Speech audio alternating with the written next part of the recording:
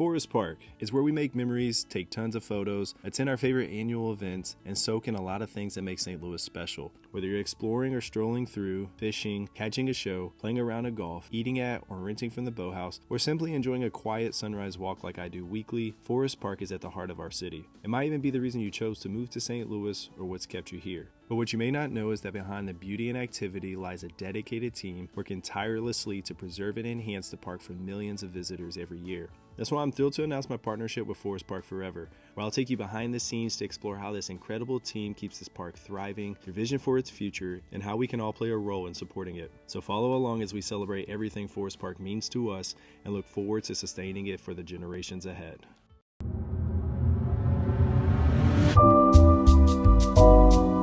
What's going on, Oakcast? It's Braden, and today I have a very special guest.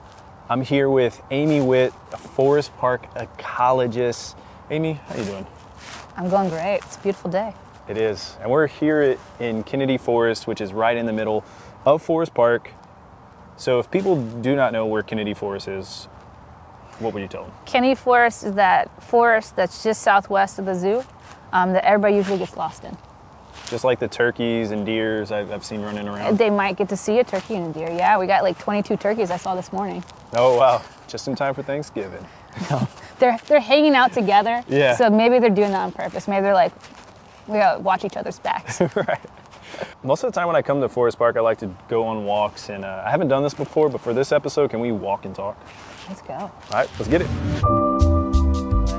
We're in an urban area. You can kind of hear the interstate to the south of us. You can kind of, if you really put your ears to it, hear the zoo to the east of us. And right here, most of what you can hear is these leaves that are surrounding us. It's fall, so we got leaves coming down, changing beautiful shades. In particular, where we're at right now, this is what we call the Kennedy Forrest Boardwalk. And it's because it's got all these different boardwalks that you can actually be elevated off the ground and kind of walk around. And also, it's like one of the things that I love about it is it has a lot of different species of oaks and hickories. Mm-hmm. And I know that maples oftentimes get like all the acclaim for the fall because they got the beautiful red leaves and whatnot, but those oaks, they hold on to the leaves longer than the maples do, so you're going to get a longer display. And I just think the hickories are just like the secret, like they're just so beautiful. They're such a like mustard golden kind of color when the leaf changes, and it's just really, when you got a forest full of hickories, it just makes it look like it's like the perfect lighting for a photographer or for somebody who just wants to sit down and like have that special moment. You have the variety of trees, so even though some people may feel like, oh, I missed out on my fall photos in Forest Park, we'll go to another side of the park and you're going to experience something different. Yeah, and like in this forest, so this is part of Kennedy Forest, and Kennedy Forest is the oldest forest we have in Forest Park. It's about 68 acres. We have a savanna attached to it in the northwest corner, and it's unique in the sense that we've been restoring it for over the last 10 years, and we really focus on that diversity of trees, and in particular those native trees. We have over 12 different species of oaks in here. So even if one's gone, there's another that might be turning. So there is like a progression that is capable of happening. Yeah. And it's not that we only have oaks in here. We have so many different species in here because we're always aiming to create a system that can heal itself over time so that we don't always have to be, we're always going to have to manage it, right? We're in an urban area. There's always going to be disturbances around us. But can we reduce how we manage it? Can we make it so that there's natural processes that are able to heal when there is a disturbance more so? There's a person who once did this analogy for me, and it was like, okay, so if you have a disturbance, it's similar to when you have a wound, right? So you get a cut, and your body's first response is immediate, and it's these generalists that the cells are just trying to make it so that nothing really bad comes and gets into your body, right? Yeah. And so you have these species that are, often people call them weeds, quote unquote. Those are your generalists that are able to get in there when there's a disturbance, such as maybe a car goes off the road, or maybe Maybe there's a burn. Maybe a tree falls down and it used to be shaded and now it's sunny. So you have these generalist species that come in here that could be a little bit quote unquote weedy, but really they're just trying to stabilize the soil and make sure it doesn't run away, stabilize the situation. And then you can get those specialists coming in there, kind of like, again, with your wound where they're putting a scar on there, actually gonna make it so you have a scab, and then get all the way to that point where you can't really tell that you had a big wound right there. Yeah. But you still kind of can. Like, you still see it, right? You still have that scar a little bit. And that's similar to the forest that we have here in the sense that these are novel ecosystems that we have here. They're urban ecosystems. There's been disturbance throughout hundreds of years because we're in the middle of a city, right? A city, right. So this is never going to be like a pristine forest that's never been touched. But what we strive to do is to restore it into a system that resembles a Missouri forest and that has as much complexity and diversity in it so that it can stabilize and be a functioning ecosystem together. And that includes with the plants and the animals. I've noticed in this area, just on my walks throughout the year, we see like different species of birds. And actually, I think it was about a month ago, I saw bald eagle. Yeah. In the park. Have you seen it yet? Yeah. That's our fall and winter bald eagle. Yeah. That was cool. I've never seen one out in the wild. I guess it's the wild, right? Yeah. I mean, everywhere's the wild, right? Right. Humans are part of nature. We like to exclude ourselves a lot. Yeah. But we're part of nature. We're some of the biggest disturbances and also some of the biggest proponents that can actually improve the natural areas, right? By our actions of helping it out. So we're actually an important bird area. Kennedy Forrest or Forest Park overall? Both. Okay. So both. Yeah, and so we have over 200 species that stop here along various different times of their life. The biggest kind of swarm comes in during the spring migration. Okay. And a lot of those are going to be in forested areas or areas where you have pines. And those are birds that are making a long trek and just need to come down for a couple days and have that sustenance and that safe place. We're a destination for the birds too, you know? Yeah. Yeah, and they can see us. If you've ever looked at an aerial, I always love to print out that aerial and show people this is what we look like at migrating songbird level. And you can see very easily that this is a safe haven right there. That's incredible. Now, I've noticed this is a big zigzag. Is that by design or why can't you just go straight up? Yeah, we got a lot of switchbacks on this one. So this particular part of Kennedy Forest has some topography in it. Okay. And the trail is meant to be a loop. So it's kind of really fun. If you're birding, you can actually be on the higher portion and see birds that are still in the canopy, but they're lower and actually visible to you. A lot of times, when you're birding, a lot of times you spend time going around like this, trying to look all around, and you really practice those core muscles. Yep. But for this, in this site, you can just kind of be looking just a little bit easier. So it's a little bit easier and accessible to some of the older people or people that just have some limitations. So that's nice. And it's meant to be switchbacks because if you were to put a trail that just went straight up, then it would have erosion issues. So people sometimes try to make those straight routes. We always discourage that because we want to keep our soil, we want to keep those plants in place and make it so generations can actually see them later. When you see a tree down like this, what goes on in your mind? Multiple things. So the first thing that we really have to assess when a tree comes down is it a safety concern? Okay. This is not a safety concern, right? Nobody's walking underneath it. It's not on a trail. So then the second kind of question is does it work towards our goal or hinder our goal that we have for that site? We burn in all of our restored habitats. Okay. A down tree means that you can't really burn that section. So is it going to provide the wildlife benefit in a really high level, or will it make it so you can't burn a giant section? So we're always balancing and making sure that we're trying to take all of the effects of it. We like to try to keep deadwood around. Yeah. It's great for the wildlife. It's really important for the ecosystem. Sometimes we can do it, sometimes we can't. Luckily, they seem to regenerate themselves, so we get ample opportunity to remove some and also keep some. So when is burn season and why is it important? Burn season goes October 15th to April 15th, and all of Missouri's native ecosystems, or not all of them, but most of them, evolved with some sort of fire. Okay.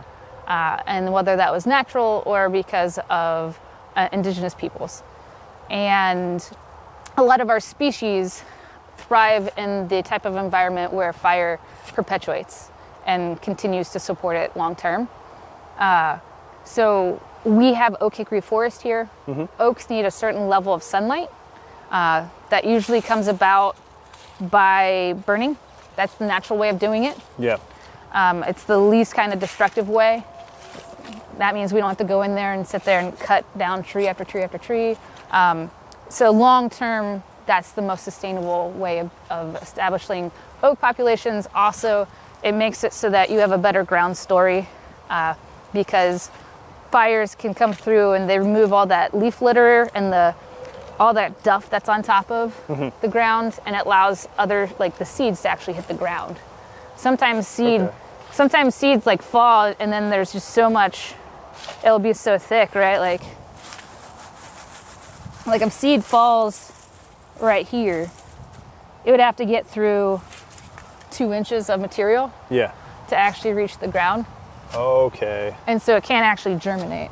And you can't just start the fire. You have to call the fire department ahead of time and get all that sorted. No, yes, it's there's a in-depth process to making sure that we safely incorporate fire, because that's also you have goals, right? And so us just putting a wildfire out here, one, wouldn't be safe for anybody, but two, we're trying to keep and support this habitat, right? Not destroy it. So we work with a contractor, we work with the fire department. We are constantly looking at how can we improve and putting those safety things into place. But we prep the site more than I ever prepped it in a rural area. Yeah. There's a lot of preparation that goes before the burn ever even is a possibility. And a lot of eyes are on it, making sure things are okay. Yeah, a lot of eyes. And then you have a prescription. Yes. So each site has a prescription of the wind, the humidity, and the wind direction, the miles per hour, everything, so that it will make it so that... in Forest Park? We have 12 different burn prescriptions. Okay. So just to put that in perspective, another place that I worked, so we have 180 acres in the nature reserve, only 127 of those are terrestrial or land, and only about, let's say, 80-something acres are actually on our burn rotation because they're restored. Okay. Give or take. We have 12 prescriptions for those less than 80 acres.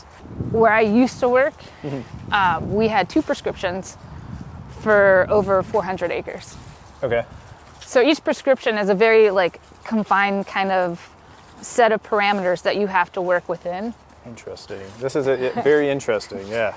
Yeah, so we're paying attention. We're trying to make sure that we're doing it in a way where the smoke is the least impactful to the surrounding area.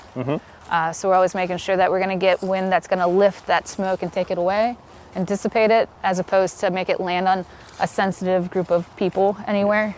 It's interesting to think how much work goes into it, because I think the common person, if they do see it, or maybe they see it on social media, they're like, oh yeah, it's burn time, burn season. And they don't really think about all the stuff you have to think about and all the prep work. Yeah. The fact that, like you said, it goes on from October through April. Each year, millions of people, I assume that's correct, millions of people are coming through Forest Park. And so 15 million, I think, was the last number. 15? Yeah, 15 million go through Forest Park each annual year.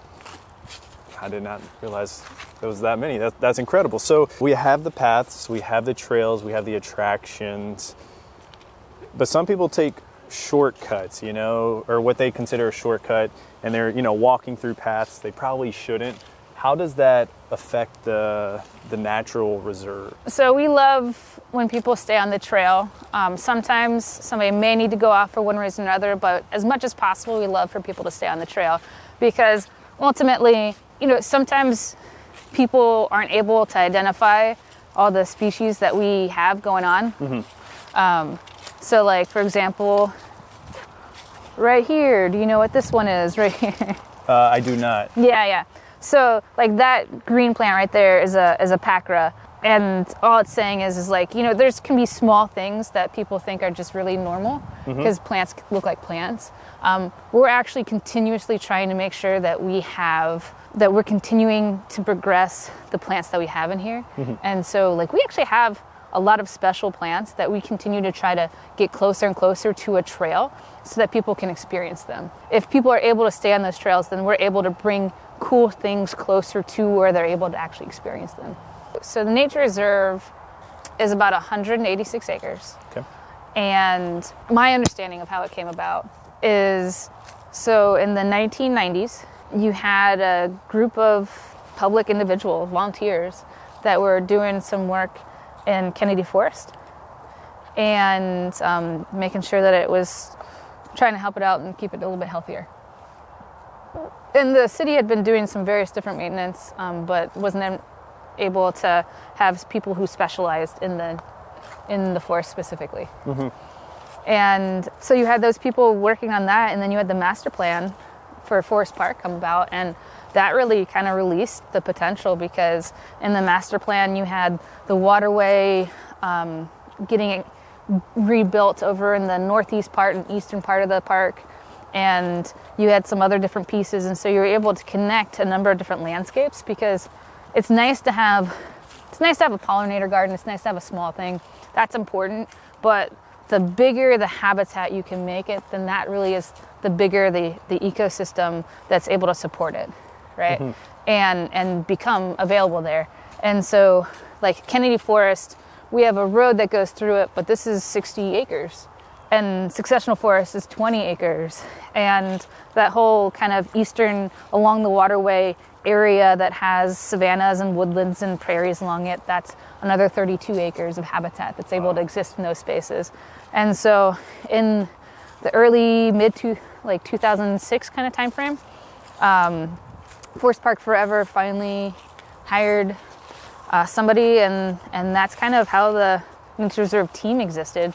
They started hiring employees that were taking care of these unique areas in the park and these areas that aren't the formal areas. Sometimes people just find them, I remember when I first moved into St. Louis, I would tell people I worked in Forest Park, and I'd say like, oh, I work in Kennedy Forest. And they'd be like, what are you talking about? And then I would try to play the game of like how to describe where I actually worked, and I'd be like the zoo next to the forest next to the zoo, and they'd be like, oh, I have to walk through that all the time because to go to the zoo, and I'm like, oh, so they're like, yeah, I love going through that shaded area, and it's just like use different definitions. So sometimes people come here just to purposely walk. We have people who live in the surrounding neighborhoods, and then sometimes it's people who are visiting St. Louis for the first time or whatever, and they're just trying to go to the zoo, but they have a nice little side walk that they're able to go on as part of that adventure. My wife and I think it was in 2020 when we were just walking all throughout Forest Park, and we came across this, and I think that may have been the first time, because I was like, am I allowed to walk through that? Is that a real path? And I didn't know, and I know there's like other pockets too around here. And it's really cool because like we're in this big city, a 2.8 million metro area, and we have this like very calm and peaceful area that like there's so much life happening right there at the zoo, so much at the art museum, history, science, all of that. And summer nights you have Shakespeare in the park, but like this is still like a peaceful area that if you want to just sit back, relax, breathe, enjoy nature, it's just, I don't know, it's just awesome. It just feels so fitting to me too, because it's like, to that point that people try to pull humans out of nature, right? But like Forest Park has all these cultural institutions. Yep. We have history, we have art, all these things that like really are kind of core and what are beautiful parts of being human. Yes. And nature is like a part of also like our core. It's a part of us being human. It's a part of our Missouri culture. We have so many different forests, rivers, springs, special things that are unique to Missouri, and so it feels appropriate to also pull that cultural important part of Missouri into the gem that we have here at Forest Park. I think what's really cool is this is my first like walk and talk podcast interview. All right, so now that we finished our walk, I do have some follow-up questions. Invasive species. So I know recently people volunteered here in November to remove it. What is an invasive species and why is it important to remove it? So you have species that are native species, you have species that are non-native, which means that they just don't originate from this area. So it could be non-native to Missouri, non-native to a specific area, non-native to the United States. And that just means they didn't originate and they haven't evolved with the ecosystems that we have in a long period of time. Yeah. Invasive typically means that it's both non-native and that it's going an additional step and that it actually will disturb a system in a way where you can't have a healthy ecosystem that's diverse. And the trouble with that scenario is that, again, going to like how does a system heal itself, really a lot of or most of the invasive species really are trying to perpetuate themselves. Yep. And so if a disturbance happens, they oftentimes are doing things to exclude other species. And by doing that, it means that you're not getting that diversity, you're not getting that habitat that's able to support all the cool species that we have in Missouri and also the wildlife that we have. So in specific for the group that we just had out here. Yeah. So we just had our special day that we have every year. And we had about 112 people working to pull winter creeper. And that's just volunteers that could be... So we had some staff in there too. But we had about 90 staff. That'd be a lot of staff. We had about 90 volunteers and then some staff to help out too. And we were pulling aerial winter creeper, which is Euonymus fortunii, but it's a non-native species that grows very thick and grows so thick and that it's actually a vine, but it goes over itself so that it prevents anything else from being able to grow there. And so in some areas of the park, in our natural resource areas, we used to have it was 2 foot deep. Wow. Of just that, and it doesn't really support diverse wildlife, and it also inhibits the ecosystem from being able to be a diverse space.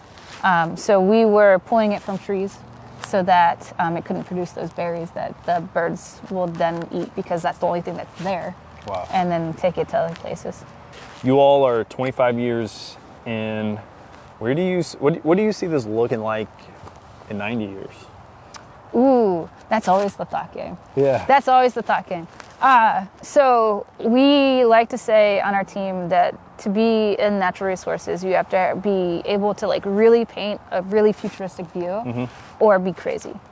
One of the two. Yeah. Because a lot of the things that we work with are at a time scale that's just not a human time scale, right? Like that oak right there. I know for a fact that we planted that oak in 2016. So what? That's been 8 years. 8 years, yeah. And it's that big. It's 12 foot.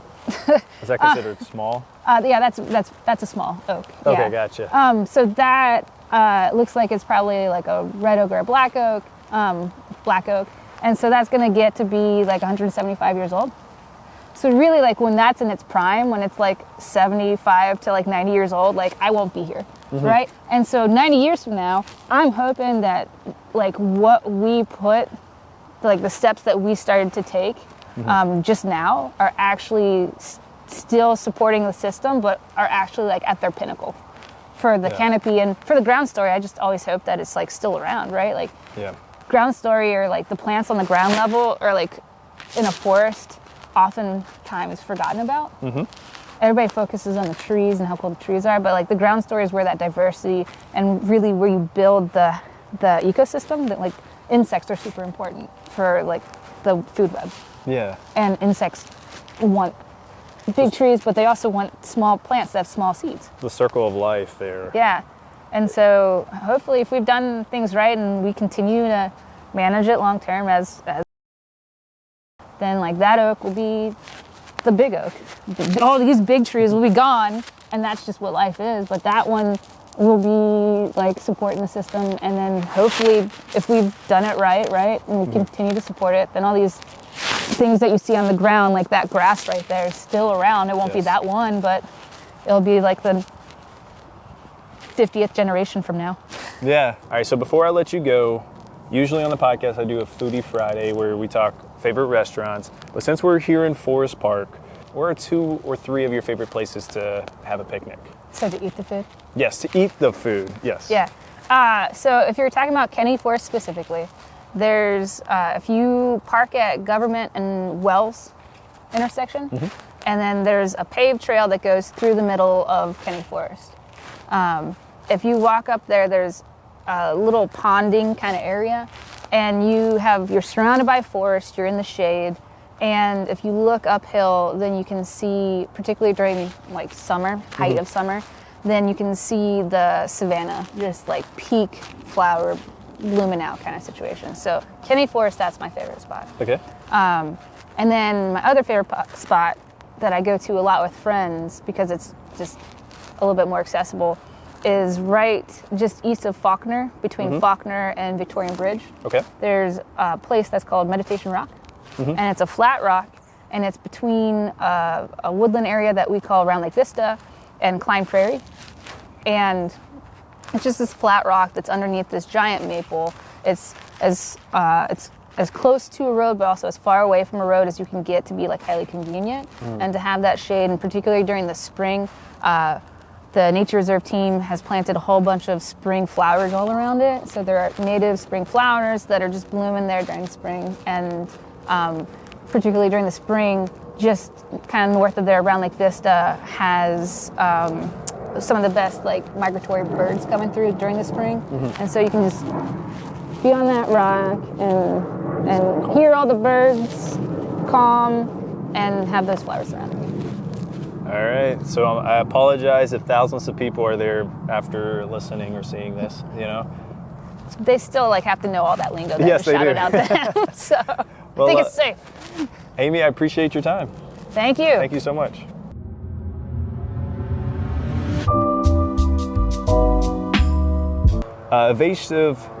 Evasive species. I'll actually wait for this plane in the car. Is there a bald eagle someplace? Yeah. Oh, that's a helicopter. That's